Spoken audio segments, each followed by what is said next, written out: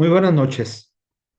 La Universidad Ciudadana de Nuevo León les da la más cordial bienvenida a esta sesión síncrona de el tetramestre enero-abril con el tema técnicas de elaboración del presupuesto de capital. Nosotros sabemos que las inversiones a largo plazo representan salidas considerables de dinero que hacen las empresas cuando toman algún curso de acción. Por esta razón, las compañías necesitan procedimientos para analizar y seleccionar las inversiones a largo plazo. La elaboración del presupuesto de capital es el proceso de evaluación y selección de las inversiones a largo plazo que son congruentes con la meta de maximización de la riqueza de los dueños de la empresa. Las compañías normalmente hacen diversas inversiones a largo plazo, pero la más común es la inversión en activos fijos, la cual incluye propiedades como terrenos, plantas de producción, equipo, maquinaria. Estos activos normalmente se conocen como activos productivos y generalmente sientan las bases para la capacidad de ganar fuerza y valor en las empresas. Una inversión de capital es un desembolso de fondos que realiza la firma o la empresa, de la cual se espera que genere beneficios durante un periodo mayor de un año. Por eso hablamos de largo plazo. Una inversión operativa es un desembolso de fondos que produce beneficios dentro de un plazo de un año, es decir, de corto plazo. Aquí a las que vamos a hacer referencia son a las inversiones de capital, que se conoce como las que se hacen en terrenos, plantas productivas, equipo, maquinaria, y que generalmente son a largo plazo. Bueno, las compañías hacen inversiones de capital por muchas razones.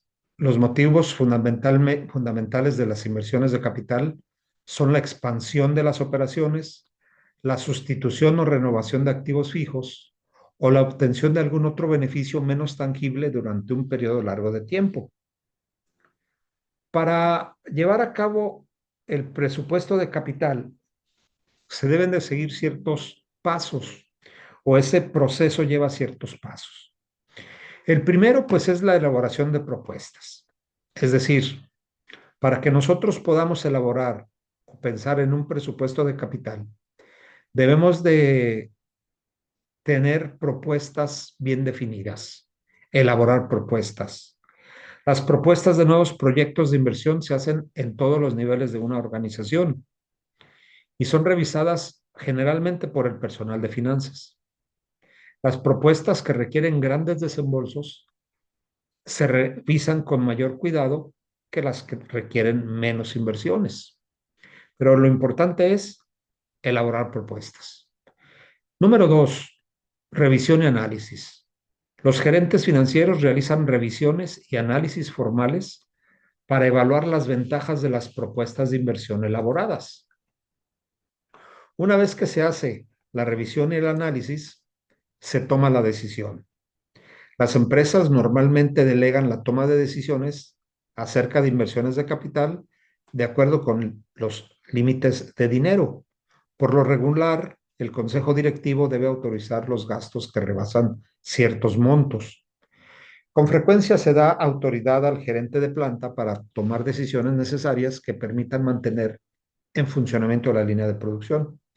Esa toma de decisiones varía dependiendo del giro de la empresa, del tamaño del proyecto de inversión y sobre todo de la factibilidad una vez determinado su análisis y revisión. El paso número cuatro, pues, es la implementación. Después de la autorización se realizan los desembolsos y se implementa el proyecto. Estos desembolsos generalmente ocurren en fases, ¿verdad? No todo es un gasto en una sola exhibición. Y el quinto paso en este proceso es el de seguimiento, es decir, se supervisan los resultados y se comparan los costos y beneficios reales con los que se planearon desde un inicio en la revisión y análisis. Se requeriría tomar una acción si los resultados reales difieren de los proyectados. Los proyectos de inversión los hay de dos tipos: proyectos independientes y proyectos mutuamente excluyentes. Los proyectos independientes son aquellos cuyos flujos de efectivo no están relacionados entre sí. La aprobación de un proyecto no impide que los otros sigan tomando en cuenta. Y los proyectos mutuamente excluyentes son aquellos que tienen el mismo objetivo y por lo tanto compiten entre sí. La aprobación de uno impide que los otros con el mismo objetivo se sigan considerando. Por ejemplo, una empresa que necesita incrementar su capacidad de producción podría obtenerla mediante: uno, la expansión de la planta; dos, la adquisición de otra compañía; o tres, la contratación de producción con otra empresa. Hay tres opciones. Ambos proyectos son mutuamente excluyentes porque uno descarta a los otros dos. Evidentemente, la aceptación de cualquier opción elimina la necesidad inmediata de las otras. Existen diferentes capacidades de las empresas para realizar inversiones. Generalmente, cuando los fondos son ilimitados, pues la posibilidad de llevar a cabo inversiones pues resulta menos limitativa, ¿verdad? Pero cuando los fondos son limitados, se necesita de hacer un verdadero racionamiento de capital. Es decir, elegir aquellos proyectos que den más rendimiento o que ayuden a generar más ganancias con el fin de lograr los objetivos de la empresa. Los fondos limitados generalmente aparecen en todas las empresas. Es decir, no hay empresas con fondos ilimitados, ¿verdad? Toda empresa requiere siempre un razonamiento de capital por la misma escasez de los mismos. Cuando nosotros ya tenemos un proyecto y vemos que este proyecto puede ser este, factible, bueno, pues se buscan los financiamientos y se implementa el proceso de desarrollo del presupuesto de capital.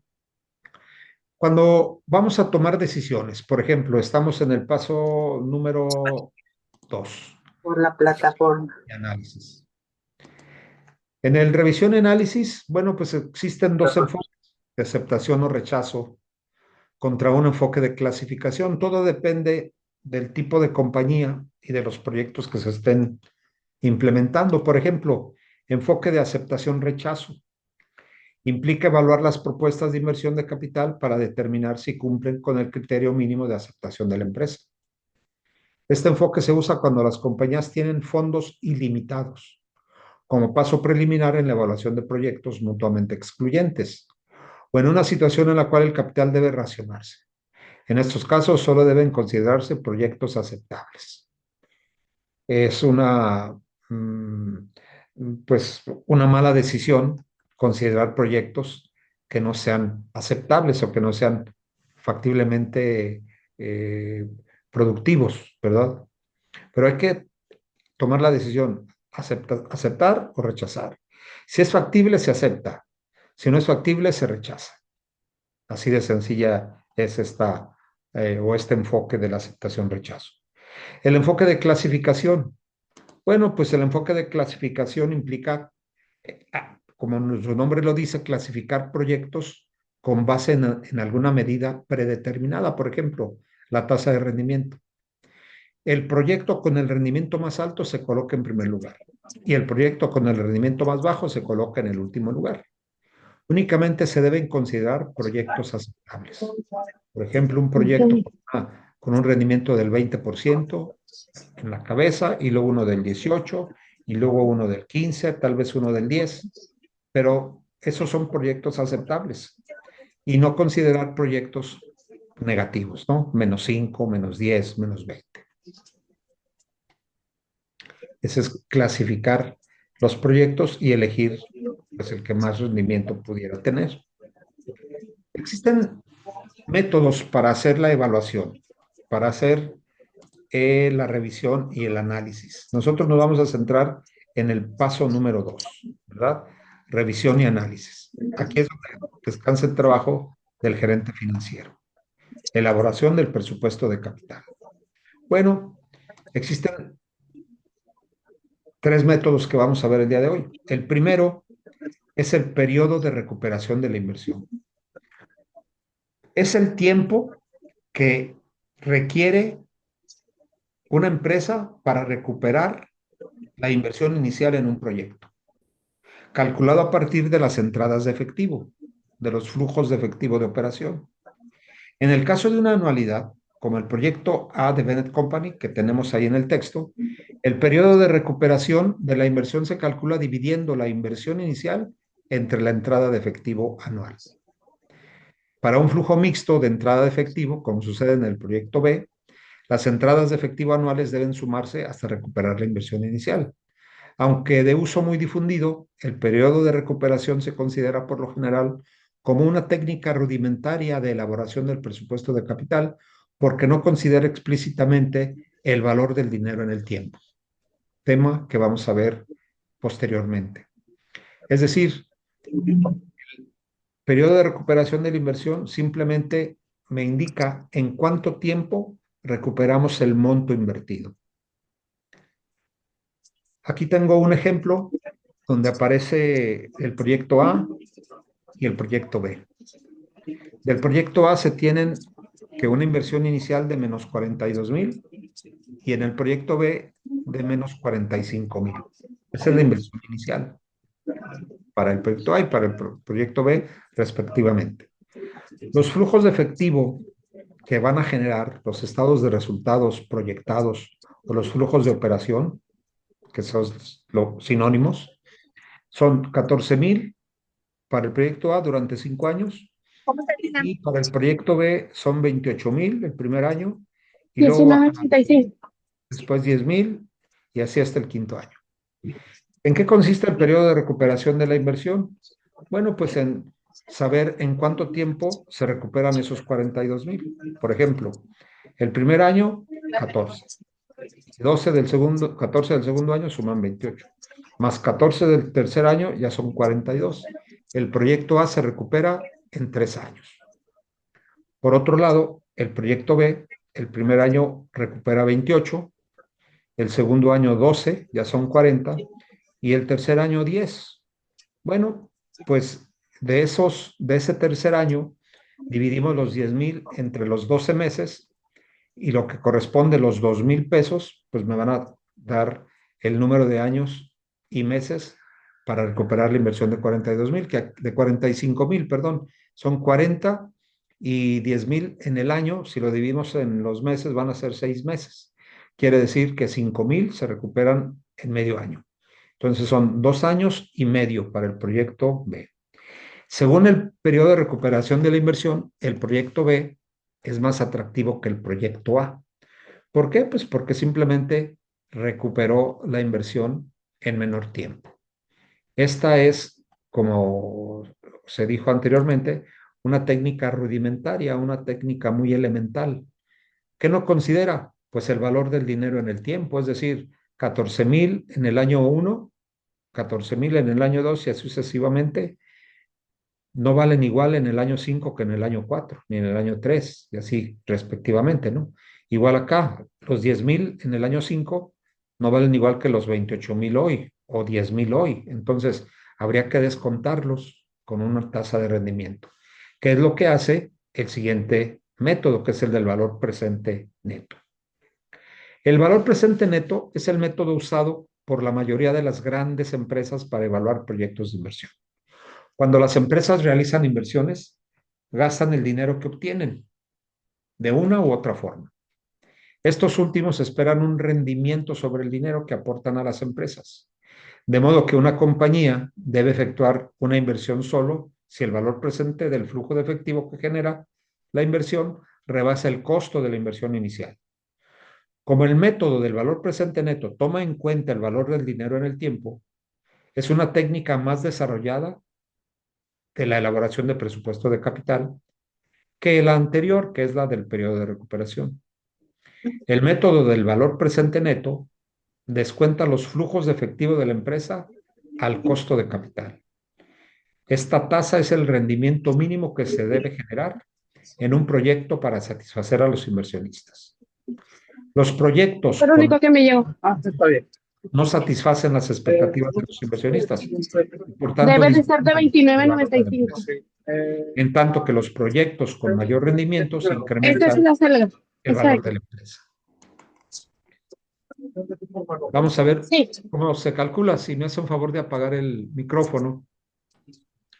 El valor presente neto se obtiene restando la inversión inicial de un proyecto del valor presente de los flujos de entrada de efectivo, descontados a una tasa. Esta K es una tasa que puede ser el costo de capital o la tasa de rendimiento mínima aceptable. ¿Cómo se hace? Bueno, pues simplemente el valor presente neto es igual a la sumatoria de los flujos de efectivo descontados. Aquí 1 más K elevado a la T significa que descuento los flujos y a esa sumatoria le resto la inversión inicial. Si el valor presente neto es mayor que cero, el proyecto se acepta. ¿Por qué es mayor que cero? Pues es positivo, los flujos de efectivo descontados son mayores que la inversión inicial. Si estos flujos suman 10,000 y la inversión inicial es 8,000, pues el valor presente neto es 2,000. ¿Sí? Se acepta el proyecto. Si el valor presente neto es 8,000 y la inversión inicial es 10,000, pues el proyecto se rechaza. 8 menos 10, menos 2. Si el valor presente es mayor que cero, la empresa ganará un rendimiento mayor que su costo de capital. Esta acción debería aumentar el valor de mercado de la empresa y por consiguiente la riqueza de los dueños en un monto igual al valor presente neto. Esta es la técnica más usada. Una variación de la regla del valor presente neto es el índice de rentabilidad, que no es otra cosa más que la división o el cociente resultado de dividir la sumatoria de los flujos de efectivo descontados sobre la inversión inicial. Aquí, si el resultado es mayor que 1, ¿verdad? Pues se acepta el proyecto, ¿no? Cuanto mayor que 1 sea el índice de rentabilidad, pues más atractivo va a ser el proyecto. 1.2 es menor que o menos atractivo que aquel de 1.5 o de 1.8 o de 2, ¿verdad? ¿Por qué? Porque los flujos de efectivo alcanzan a cubrir, en el caso de 2 veces la inversión inicial. Y aquí también se considera el valor del dinero en el tiempo, porque son las mismas cifras que se utilizan en el valor presente. Aquí se restan y en el índice se dividen. La tercera y última técnica de presupuesto de capital es la tasa interna de rendimiento. La tasa interna de rendimiento es la tasa de descuento que iguala el valor presente neto de una oportunidad de inversión a cero. Es decir, hace que los flujos de efectivo y la inversión inicial sean iguales. Aquí, ¿cuál es el secreto? Bueno, pues el secreto es encontrar esta tasa interna de rendimiento. ¿Sí? Y esa tasa interna de rendimiento que haga que los flujos de efectivo descontados sean iguales que la inversión inicial, ¿sí? Que esa tasa interna de rendimiento sea mayor que el costo de capital. Si es menor que el costo de capital, el proyecto se rechaza, pero si es mayor que el costo de capital, el proyecto se acepta. Estos criterios garantizan que la empresa gane por lo menos su rendimiento requerido. Este resultado debería aumentar el valor de mercado de la empresa y, por tanto, la riqueza de sus dueños. Yo imagino que ustedes ya conocen el valor presente neto en la materia de matemáticas financieras. Debieron haber calculado ¿verdad? Descontado los flujos de efectivo. Esto no es otra cosa más que traer a valor presente un valor futuro, ¿sí? El valor futuro es FET, es decir, si el flujo de efectivo del año 1, al final del año 1, se descuenta con 1 más la tasa del costo de capital elevado a la 1, y luego el flujo de efectivo 2 sobre 1 más la tasa elevado a la 2, más el flujo de efectivo 3 por 1 más la tasa elevado a la 3, y así sucesivamente. Todo eso se resta de la inversión inicial y obtenemos el valor presente neto. El índice de rendimiento es con los datos anteriores y la TIR tiene una particularidad. Nosotros, sin tener Excel y sin contar con ninguna calculadora financiera, pues tendríamos que hacerlo a prueba y error, ¿verdad? Es decir, darle valores aquí a la TIR para que me diera que los flujos de efectivo descontados fueran iguales a la inversión inicial. Afortunadamente tenemos Excel y Excel tiene esas funciones que me permiten encontrar la TIR únicamente dándole los flujos de efectivo y la inversión inicial, además del número de periodos en el cuales yo pretendo encontrar esa tasa interna de rendimiento. Ya no es un cálculo laborioso ni complejo, así como tampoco el del índice de rendimiento ni del valor presente neto. En el valor presente neto nada más hay que recordar que se descuenta la inversión inicial sin, o más bien se resta la inversión inicial sin descontarla ningún periodo, que sería en el periodo cero. Y con la técnica que aparece en Excel, hacemos también el cálculo del valor presente neto, es el valor presente de un valor futuro descontado. También me lo hace rápidamente. Bueno, pues esos son los temas de esta semana, ¿verdad? Para que, pues si tienen a bien estudiarlos ahí en el capítulo que corresponde y estén preparados para el examen parcial que viene y que comienza el día 14, que es el viernes. No va a empezar el lunes, desde el viernes 14 y hasta el lunes 26. ¿Sí? Bueno, pues por mi parte es todo. Muchas gracias. Perdón, profe, ¿sobre qué temas es el examen? Todo lo que hemos visto o las primeras unidades hasta hoy. Ok, muchas gracias.